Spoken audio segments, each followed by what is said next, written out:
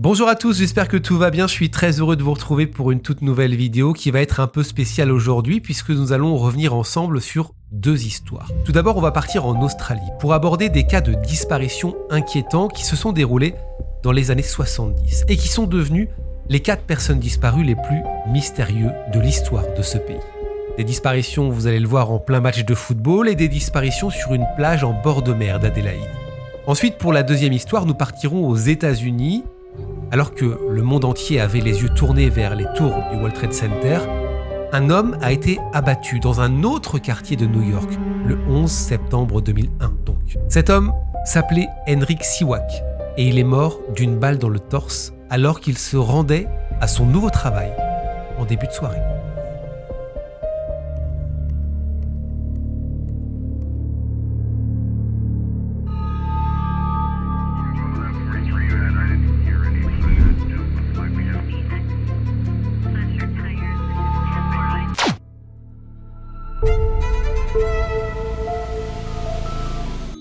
Avant de rentrer dans ces affaires de disparition, cette première histoire, faut bien rappeler le contexte de l'époque. Ces affaires remontent à plus de 50 ans. Les téléphones portables n'existaient pas, il n'y avait pas Internet, et vous l'avez compris, les informations ne se diffusaient pas pareil et pas à la même vitesse qu'aujourd'hui. Le samedi 25 août 1973, à Adélaïde, en Australie, de nombreux spectateurs se pressent dans l'un des stades les plus importants de la ville, l'Adélaïde Oval. Ce jour-là, il y a un match de football australien. Parmi les personnes présentes dans les gradins se trouve la famille Radcliffe, les parents, leur fille, Joanne, 11 ans, et son petit frère. Chez eux, en fait, c'est une tradition le week-end. Ils aiment assister au match de leur équipe. Ils sont accompagnés par un ami de la famille, un dénommé Frank, et avant le match, ils font la connaissance de Kirst Gordon, une fillette de 4 ans qui est dans les gradins avec sa grand-mère. Le match se déroule bien, l'ambiance est parfaite, en plus il fait beau ce jour-là. Kirst, la petite fille de 4 ans, réclame assez rapidement au début du match d'aller aux toilettes. Joanne se propose donc de l'accompagner. Elle fait un petit peu plus que son âge, elle est assez responsable pour ses 11 ans, et ses parents ainsi que la grand-mère de Kirst les mettent en garde de faire attention. Mais elles acceptent que les 2 fillettes se rendent aux toilettes ensemble. Elles reviennent à leur place, mais tout va basculer 30 minutes plus tard, à 15h50 précisément, lors du 3e quart-temps du match, lorsque Joanne accompagne une nouvelle fois la petite Kirst aux toilettes. Cette fois, le temps passe et les 2 fillettes tardent à revenir dans les tribunes. Ce qui angoisse toute la famille. Les parents de Joanne et la grand-mère de Kirst, accompagnés par Frank, se mettent à leur recherche et refont le trajet menant aux toilettes du stade, sans trouver le moindre signe des petites filles. Pendant plus d'1 heure, ils fouillent le stade à la recherche des enfants et demandent une annonce vocale au speaker du stade. À 17h, les spectateurs de l'Adélaïde Oval sont finalement avertis de la disparition des 2 fillettes. Des agents de police se mêlent aux recherches, mais sans résultat. Une enquête est rapidement ouverte et un appel à témoins est lancé. Il va apporter des informations plutôt inquiétantes. Les 2 jeunes filles ont effectivement été aperçues plusieurs fois pendant les 90 minutes qui ont suivi leur disparition. Une fois en essayant d'attirer un chat errant, une fois avec d'autres enfants et une autre fois, plus inquiétant encore, avec un homme. Un homme, je cite, au visage émacié, d'âge moyen et portant un chapeau. Kirst, la petite fille de 4 ans, a été vue portée par cet homme. Le suspect tenait par la main Joanne. Les témoins affirment tous avoir cru voir un père et ses 2 filles. L'annonce de la disparition n'avait pas encore été diffusée dans le stade à ce moment-là. Les heures vont passer, les jours aussi. Et quelques jours justement, après cette double disparition, un témoin capital va se présenter à la police. Il s'agit d'un garçon de 13 ans qui affirme avoir vu un homme coiffé d'un chapeau, encore une fois, s'emparer de la petite Kirst, alors que Joanne tentait de l'en empêcher à coups de pied. L'homme, selon ce garçon, aurait ensuite saisi Joanne par le bras, puis s'est dirigé vers la sortie sud du stade. D'autres témoins confirmeront avoir vu le suspect sur le parking. Parmi ces témoins, il y a Robert McMahon, âgé d'à peine 17 ans, qui a vu l'homme mettre les 2 petites dans un van blanc. Il fera même un croquis des 2 petites. Malgré les efforts des enquêteurs, la trace du suspect se perd à quelques dizaines de mètres de l'Adélaïde Oval. Question que se posent les enquêteurs à l'époque. A-t-il pris la fuite en voiture ou s'est-il caché dans l'un des nombreux parcs qui entourent le stade? La police est incapable de le dire. Et le désespoir des parents grandit de jour en jour. Et ils ne sont pas les seuls. Un portrait robot est diffusé dans tout le sud de l'Australie, dans tous les commissariats et à la une de tous les journaux. Un rapprochement est immédiatement fait avec une autre affaire. Une affaire qui a défrayé la chronique quelques années avant l'enlèvement de l'Adélaïde Oval. 3 enfants, Jeanne, Arna et Grant Beaumont, ont disparu tous les 3 sur la plage de Glenelg, à quelques kilomètres d'Adélaïde, le 26 janvier 1966.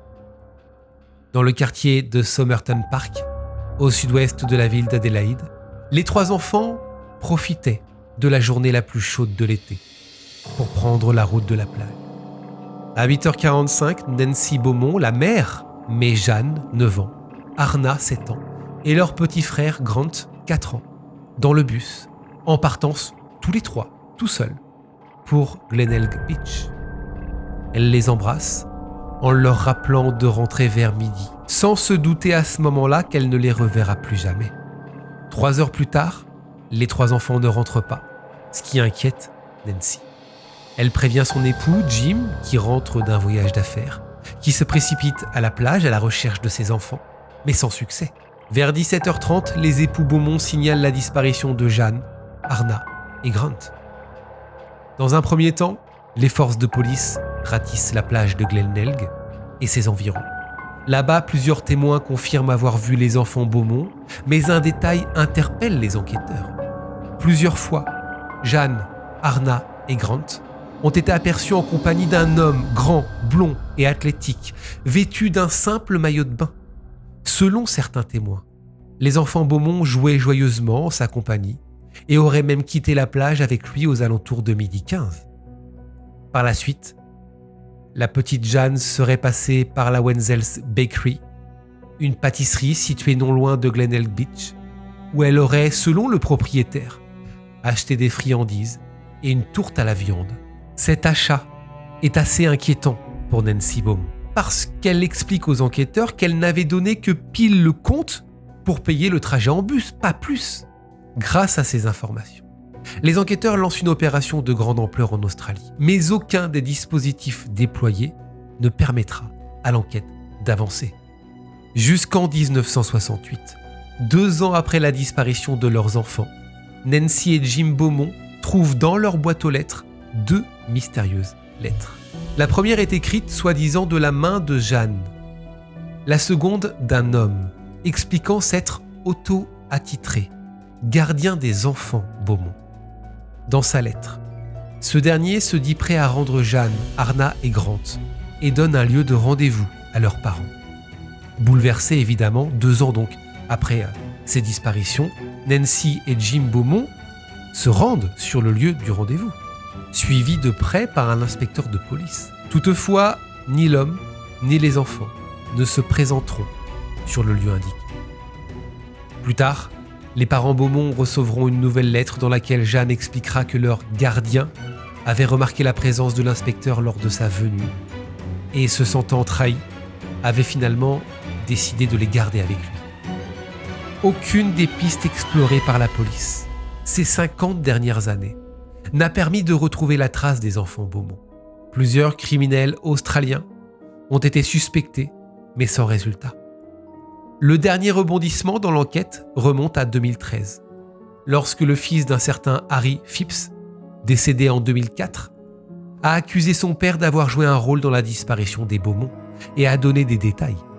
Il a affirmé que le 26 janvier 1966, il aurait vu Jeanne, Arna et Grant creuser un trou dans le jardin de son père à sa demande. 2 autres hommes, jeunes enfants à l'époque, ont confirmé avoir été payés par Phipps pour la même tâche, ce même week-end de 1966. Malheureusement, les investigations menées par la police n'ont rien donné. En 2019, les médias australiens ont annoncé le décès de Nancy Beaumont, la mère des 3 enfants disparus à l'âge de 92 ans. Le père de Jane, Arna et Grant, Jim, âgé de 90 ans, vit lui toujours dans la région d'Adélaïde. L'enquête sur la disparition des enfants Beaumont est aujourd'hui la plus longue jamais enregistrée en Australie. Comme donc notre affaire des 2 petites disparues, Joanne et Kirst, dans ce stade, en 1973. À la suite donc des témoignages qui ont vu un homme sortir du stade avec elle, un portrait robot du suspect avait été réalisé et diffusé, présentant un homme blond d'une 30aine d'années, au visage très fin. Pour le grand public, pour les médias australiens, il y a une ressemblance entre les 2 suspects. Y a-t-il une connexion entre ces 2 affaires ? Un des enquêteurs du dossier de l'Adélaïde Oval affirmera en 1979 qu'il n'y a selon lui aucune connexion entre ces 2 affaires. La question que tout le monde se pose, s'il se trompait. Il y a eu aussi d'autres disparitions en Australie, des disparitions qui n'ont pas autant été médiatisées. L'homme au chapeau aurait-il fait partie d'un regroupement de pédophiles ? Aujourd'hui, c'est Suzy Radcliffe qui mène le combat pour sa famille. Suzy Radcliffe, c'est la sœur de Joanne et David Radcliffe, mais qui n'était pas encore née lorsque Joanne, sa sœur, a disparu. Elle est née 14 mois après ce terrible événement. Elle a été interrogée par un magazine australien il y a quelques mois et elle a raconté qu'elle avait 4 ans lorsqu'elle a appris qu'elle avait une sœur plus grande, une sœur qui n'était plus là. Elle raconte dans ce magazine australien qu'elle n'arrêtait pas de demander à sa maman et à son papa qui était la petite fille avec son frère sur la photo, sur la cheminée. Sa mère lui a finalement expliqué que c'était sa grande sœur, Joanne. Alors, elle a voulu savoir évidemment pourquoi elle n'était plus là, pourquoi elle ne pouvait pas jouer à la poupée avec elle. C'est là qu'elle a appris l'horrible vérité, une vérité qui torturait ses parents et son frère, David, alors âgé de 13 ans. Les parents de Suzy ont fait de leur mieux pour cacher leur tristesse à Suzy et David, mais la douleur ne s'est jamais estompée au fur et à mesure des années. Et au fur et à mesure que Suzy grandissait, elle s'est intéressée évidemment davantage à cette histoire. Elle a voulu se plonger dans la disparition de sa sœur. Et en 2006, lorsqu'elle est devenue maman, à son tour, une petite fille prénommée Tamara, elle a décidé d'aider les familles qui souffrent depuis longtemps. Elle a alors compris, c'est ce qu'elle raconte, le lien entre une mère et sa fille, et ce que sa maman a ressenti et vécu en perdant Joanne. Maman et papa avaient l'habitude de laisser la lumière du porche allumée tous les soirs. Alors si Joanne rentrait à la maison, elle saurait que nous l'attendrions. C'est devenu un symbole d'espoir pour notre famille. Malheureusement, les parents de Suzy, de Joanne et donc de David sont décédés depuis. Ils sont morts le cœur brisé, sans savoir ce qui était arrivé à leur petite fille Joanne.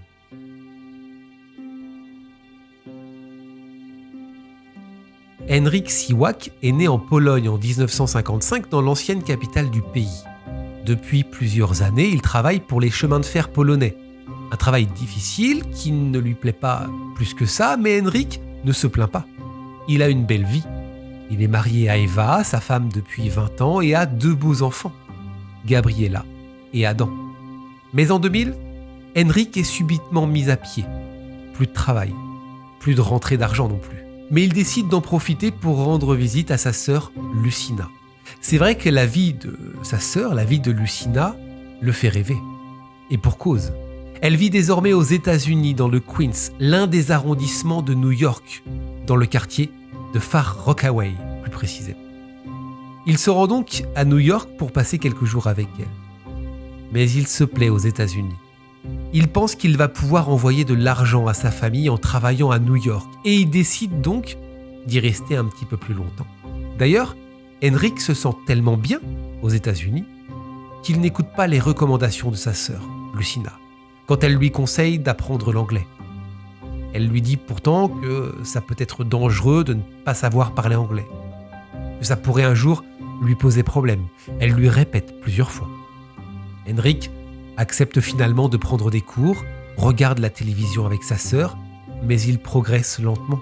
Quoi qu'il en soit, Ses difficultés à communiquer en anglais ne l'empêchent pas de trouver du travail.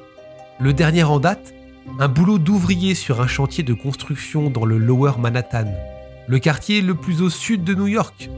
Il se débrouille bien et Henrik garde ce travail pendant plusieurs mois. Mais le 11 septembre 2001, le chantier est subitement fermé et Henrik se retrouve à nouveau sans emploi. Le chantier ferme tout simplement parce qu'il est évacué suite aux attentats. Des attentats qui ont touché le World Trade Center le matin même.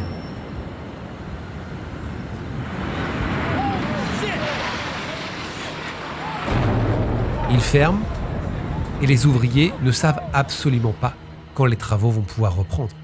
Le problème, c'est qu'Henrik ne peut pas se permettre d'attendre que le chantier rouvre.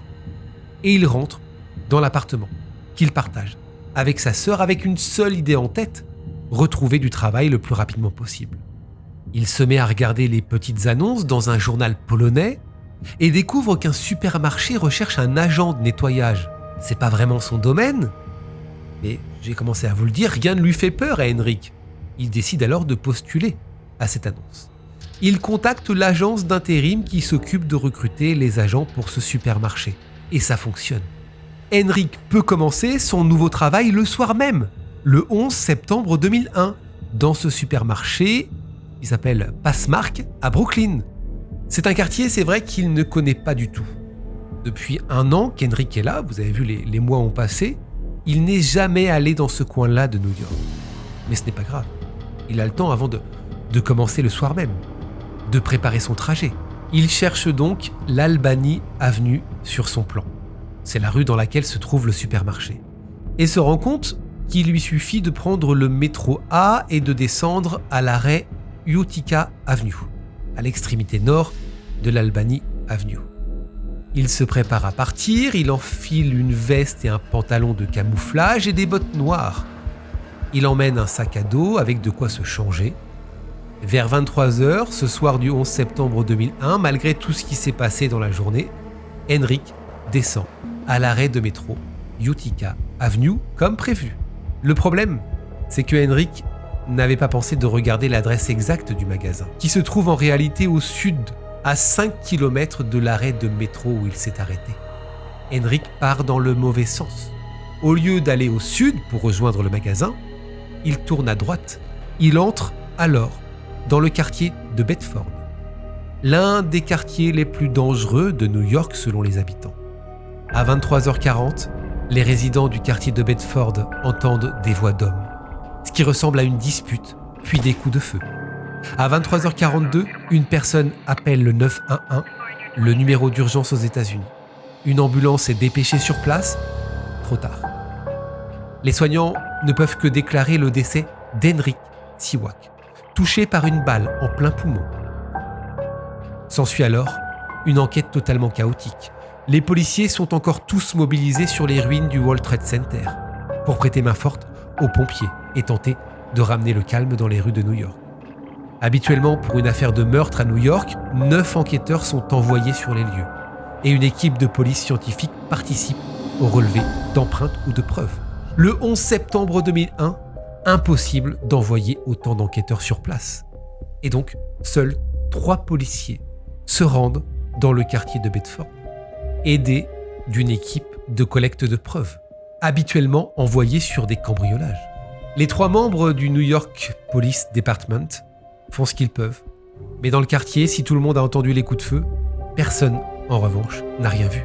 Les relevés dans la rue montrent qu'après avoir été blessé, Henrik aurait réussi à se traîner jusqu'à une porte d'entrée. Il aurait sonné pour avoir de l'aide. La femme qui habite dans cette maison va confirmer tout ça d'ailleurs aux enquêteurs. Mais elle n'a tout simplement pas osé ouvrir. Les agents de l'équipe technique ont également récupéré les douilles de l'arme à feu utilisée, une arme de poing de calibre 40. Sur Henrik, ils retrouvent également son portefeuille dans lequel se trouvent encore 75 $ en espèces. Les policiers pensent donc qu'il ne s'agissait pas d'un vol, un vol qui a mal tourné. Qui en voulait à Henrik Siwak, alors qu'il se rendait simplement au travail? Les mois et les années passent, sans que l'enquête ne progresse. En 2001, il y avait très peu de caméras sur les immeubles dans ce quartier de New York. Aucune image donc du drame. Un enquêteur va continuer de travailler sur la mort d'Henrik, Jusqu'à son départ à la retraite 10 ans plus tard, il n'a pu trouver ni témoin, ni cause à la mort d'Henrik. Il a pourtant posé des questions à des suspects arrêtés pour d'autres crimes dans le quartier de Bedford, mais sans succès. Une récompense de 120 000 $ a même été offerte à quiconque permettrait l'arrestation d'un suspect dans cette affaire, mais ça n'a rien donné non plus. Plusieurs hypothèses ont donc été avancées pour expliquer le meurtre d'Henrik Siwak. L'enquêteur a parlé d'un vol qui n'aurait pas abouti parce que Henrik ne comprenait pas bien l'anglais. La sœur d'Henrik, Lucina, se demande, elle, si ce n'est pas la tenue de son frère qui lui aurait porté préjudice. Un homme en tenue militaire, ne parlant pas bien anglais, dans un quartier malfamé, juste après les attentats du 11 septembre. Quelqu'un aurait très bien pu avoir peur de se trouver face à un terroriste et ouvrir le feu.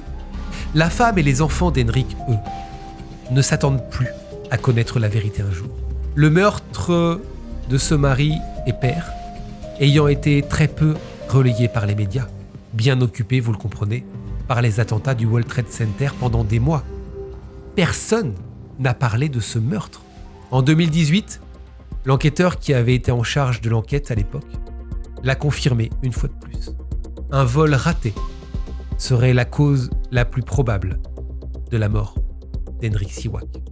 C'est la fin de cette vidéo, merci beaucoup de l'avoir suivi. J'attends évidemment vos réactions, vos commentaires, vos avis aussi sur ce qui aurait pu arriver, notamment en Australie, sur ces disparitions et sur ce qui aurait pu arriver également à cet homme, Henrik Siwak, qui a malheureusement perdu la vie, j'ai envie de dire le mauvais jour, le 11 septembre 2001, alors que tout le monde, tous les médias avaient les regards sur ce qui s'était passé.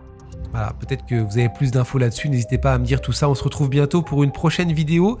Bonne rentrée, si déjà vous êtes passé du côté de la rentrée. Bon retour au travail. Bonnes vacances aussi, peut-être pour ceux qui sont en vacances qu'à partir de maintenant. On se retrouve très bientôt. Prenez soin de vous et n'oubliez pas, la vérité n'est jamais très loin. Salut.